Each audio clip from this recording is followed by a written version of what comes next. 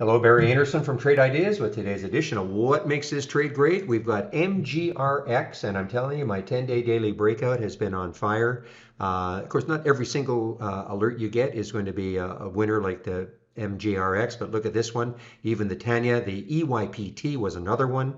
These are the times and the time and the price of the original alert. So look at MGRX at 9:42. The alert came at 2:20 and it got up to 321.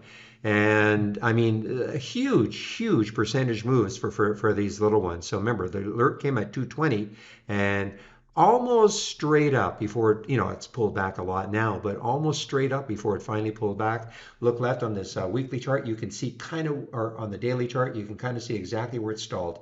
Right at the high there. It's amazing how that works. All right, guys, I want to get back into the room. So have a great weekend, and we will see you Monday morning. Bye bye.